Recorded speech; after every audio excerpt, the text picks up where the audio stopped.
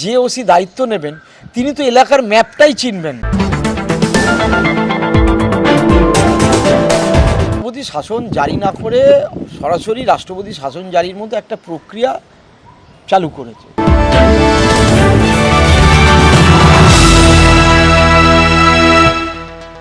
সুষ্ঠু ভোট হওয়ার লক্ষ্যে নির্বাচন কমিশন শুরু করেছে অদল বদলের খেল। বদলি করা হয়েছে বিডিও, ডিএম, রিটার্নিং অফিসার থেকে থানার ওসি পর্যন্ত। নির্বাচন কমিশনের এই বড় পদক্ষেপ কি সত্যিই খেলায় লেভেল প্লেইং ফিল্ড তৈরি করবে, নাকি এ শুধুই আই ওয়াশ?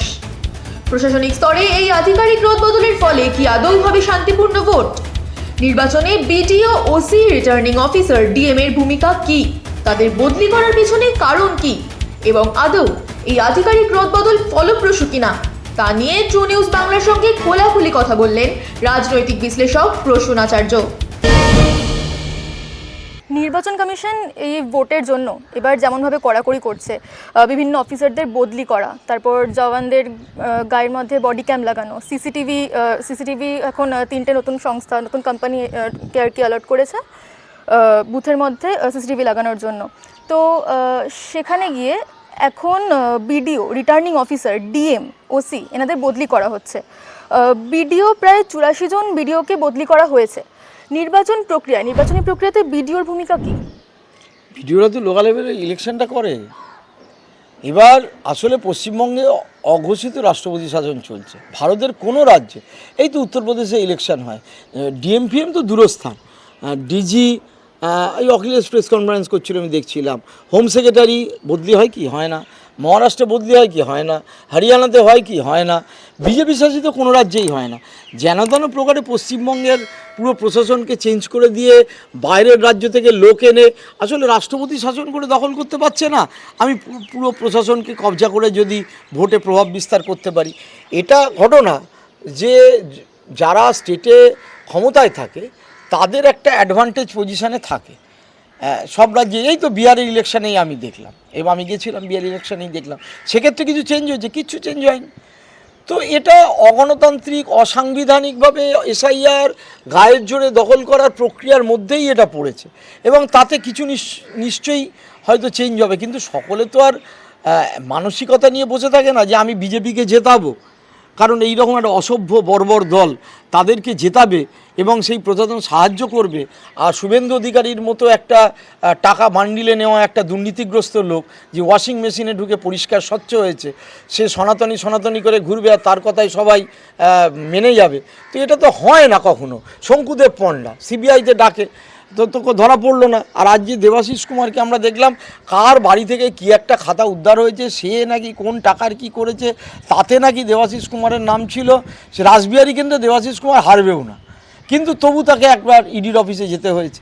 তো এইটা তো একটা প্রক্রিয়ার অংশ। কিন্তু এই প্রক্রিয়ায় আমার মনে হয় না কোনো ইলেকশন, তারা যদি পুরো জনসমর্থন প্রায় কাছাকাছি আছে ভাবছে, তারা এমন করে কথা বলছে যেন সরকার গড়ে ফেলেছে। কিন্তু অ্যাজ অন টুডে বিজেপি 100টা আসনেও এগিয়ে নেই। তো তাহলে কি করে খোল লঞ্চে বলতে তারা জিতবে? হ্যাঁ, তৃণমূল কংগ্রেসের 15 বছরে অ্যান্টি ইনকামবেন্সি আছে, দুর্নীতি আছে, মন্ত্রীর বাড়ির তলা থেকে, খাটের তলা থেকে কোটি কোটি টাকা উদ্ধার হয়েছে, একাধিক মন্ত্রী জেলে গিয়েছে, অফিসাররা জেলে গিয়েছে, সব আছে। কিন্তু অদ্ভুতভাবে এই প্রক্রিয়ায় বিজেপি সব উড়ে গেল, শুধু হিন্দু, মুসলমান আর অফিসার বদল করো। অর্থাৎ বিজেপি নিজস্ব সাংগঠনিক জোরে কিন্তু ক্ষমতায় লড়ছে না, বিজেপি ইলেকশন কমিশনের ক্ষমতায় বলিয়ান হয়ে ইলেকশনটা লড়ছে। তো সেইভাবে কোনো ইলেকশন জিততে পারে বলে আমার মনে হয় না। এর থেকে ভালো ছিল রাষ্ট্রপতি শাসন জারি করে দিয়ে ইলেকশন করতো। সেটাও করতে ভয় পেয়েছে, কারণ রাষ্ট্রপতি শাসন জারি হলে যে পরিমাণে ব্যাকফায়ার হতো, তাতে বিজেপির আসন 50টার নিচে নেমে আসতো। বিডিওদের বদলি করার অভিযোগ হচ্ছে হলো কি না, বিডিওরা পক্ষপাত দুষ্ট। তো এই সমস্ত পক্ষপাত দুষ্ট বিডিওদের বদলে দেওয়ার জন্য কি পর্যাপ্ত সংখ্যক বিডিও রয়েছে? এই একটা বিডিও আছে পক্ষপাত দুষ্ট যদি হয়, বিডিওদের তো এই রাজ্যে WBCS অফিসার, তারা তো আইএস অফিসার না। তারা একটা এক্সিকিউটিভ পোস্টে, মেদিনীপুর থেকে সে যাবে হয়তো হুগলি থেকে সে হয়তো যাবে আমাদের মালদা থেকে সে হয়তো আসবে দক্ষিণ 24 পরগনা। তাহলে কি তার ক্যারেক্টারটা বদলে যাবে? বদলে তো যাবে না। এবং খুব হাস্যকরভাবে বদলি করা হচ্ছে। আমি শুধু একটা উদাহরণ দিই, নন্দীগ্রামের যে সুরজিৎ রায় সম্ভবত ওনার নাম, যে বিডিওকে এনে ভবানীপুরে রিটার্নিং অফিসার করা হয়েছিল, 2011 সালে থেকে চাকরি করে, সে আমি পরে খোঁজখবর করতে গিয়ে দেখলাম লেফটিস্ট ছেলে, সে আদৌ তৃণমূলের না। এবং খুব ব্যাপার যে 2021 ইলেকশনের ঠিক আগে ওকে কিন্তু নন্দীগ্রাম থেকে বদলি করে দেওয়া হয়েছিল অন্য জায়গায়, পরবর্তীকালে আনা হয়েছে। আচ্ছা, এই যে টালা থানার ওসির বিরুদ্ধে এত অভিযোগ, সেই টালা থানার ওসিকে নিয়ে গিয়ে তো আবার অন্য এক জায়গায় কোথায় ভোটের দায়িত্ব দিয়েছে। আকাশ থেকে তো লোক আনতে পারবে না, উত্তরপ্রদেশ থেকে তো উত্তরপ্রদেশ ক্যাডারের পুলিশ অফিসারদের আনতে পারবে না। এটা করছে মনস্তাত্ত্বিকভাবে, যেন সব আমরা চেঞ্জ করে দিলাম। মানে জ্ঞানেশ কুমার আমি শুনেছি বলে গেছে যে আমি যা করার করছি, এবার তোমরা বাকিটুক করো। তা আমার মনে হয় পশ্চিমবঙ্গের মানুষ এটা বুঝতে পারছে এবং তারা ভোটটা সেভাবেই দেবে। কোর যে ইস্যু থেকে তো হারিয়ে গেছে।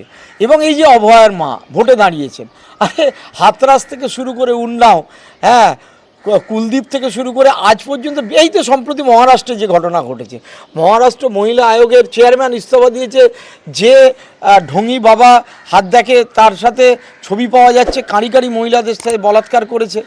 এই ভোট আসে আর রাম রহিমকে প্যারোলে ছেড়ে দেওয়া হয়। তো বিজেপির এইসব কি লোকে বোঝে না? সবাই বুঝতে পারছে ওইভাবে ভোট হয় না। মাথার মধ্যে 35% হিন্দু মুসলিম ঘৃণা বসে আছে, তার বেশি তো ভোটটা পেতে হবে, সেটা তো মূল ইস্যু, কোর ইস্যু, সেই ক্ষেত্রে তো নেই কোথাও। বিডিও শানু বক্সির বিরুদ্ধে কি অভিযোগ ছিল জানি না আমি। আচ্ছা, নির্বাচন প্রক্রিয়ায় ওসির ভূমিকা কি, যার কারণে 150-রও বেশি ওসিকে বদলি করা হয়েছে? ওসিদের তেমন কোনো ভূমিকাই নেই। সেন্ট্রাল ফোর্সে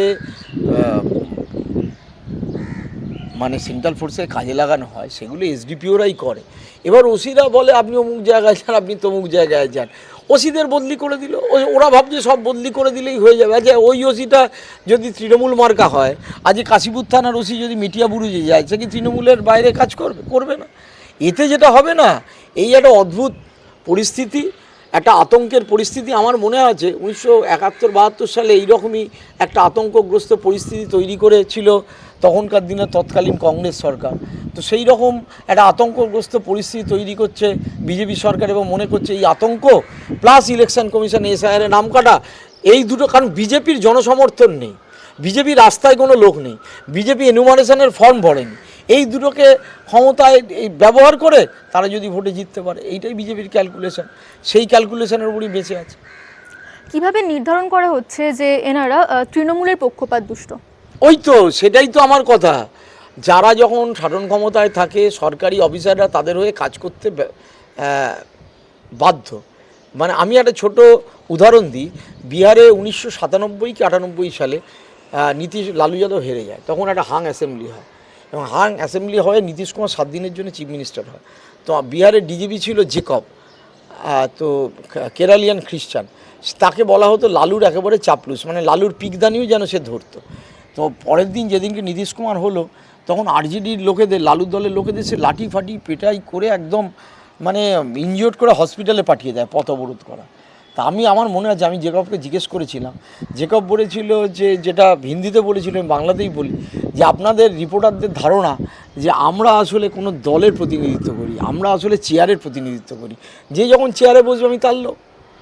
আমি সবাই অবাক, যে লোককে কেরাল থেকে, পশ্চিমবঙ্গ থেকে একজন এসেন বিশ্বাস, তিনি ছিলেন চিফ সেক্রেটারি বিহারের সেই সময়। প্রতি শনিবার দিনকে দানাপুরে চলে আসতেন, কলকাতা বাগবাজারে বাড়ি, আবার সোমবার দিনকে বিহারের চিফ সেক্রেটারি হতেন। আর জেকব কেরলিয়ান খ্রিস্টান, এই দুজনকে নিয়ে রাবড়ি দেবী চালাতেন। তো এইটা একটা ভুল ধারণা, ওরা চেয়ারের প্রতি অনুরক্ত, চেয়ার যেখানে ওরা সেখানে।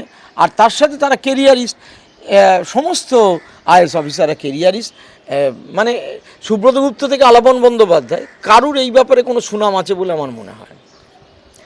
150 জনের বেশি পুলিশ অফিসার বদলির ফলে থানাগুলোর দৈনন্দিন কাজকর্মে কি প্রভাব পড়বে? ভয়ঙ্কর পড়বে। কারণ হচ্ছে থানায় যেগুলো বিশেষ করে ইনভেস্টিগেশন এবং কোর্টে প্রডিউস, তারপরে সবচেয়ে বড় কথা ইনভেস্টিগেশন, তার মধ্যে জমি বাড়ি আছে, খুন জখম আছে, তারপরেতে একটা থানার ওসি একটা জায়গায় এসে তার মানে ল অ্যান্ড অর্ডার দেখতে, কত গুন্ডা আছে, কোথায় কিভাবে কি করবে, এই গোটা ব্যাপারটা তার রেকি করে ওই চেয়ারে বসতে বসতে 1 মাস সময় লাগে। যদি বিজেপি এটাই করতো তাহলে ইলেকশনের 1 মাস আগে না করে 3 মাস আগে করতে পারতো, কোনো অসুবিধা হতো না। যে ওসি দায়িত্ব নেবেন তিনি তো এলাকার ম্যাপটাই চিনবেন না।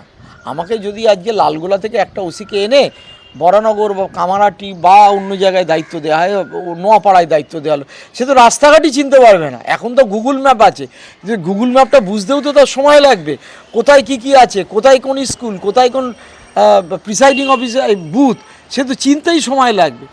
একেবারে একটা হ্যাপাজার করে যা খুশি তাই একটা ঘেটে মেটে দাও, দিয়ে আমরা যদি ইলেকশনটা জিতে যাব।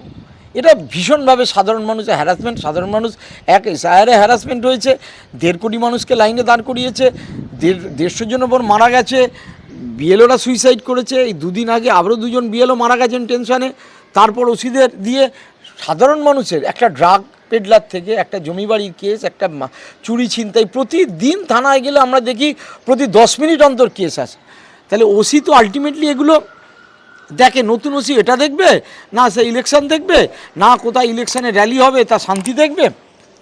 অর্থাৎ সাধারণ মানুষের যে পরিষেবা সেটা সম্পূর্ণভাবে এই বিজেপি নিয়ন্ত্রিত ইলেকশন কমিশন ভেঙে দিল। তারা মানে কি বলবো, জনবিরোধী এই কারণে।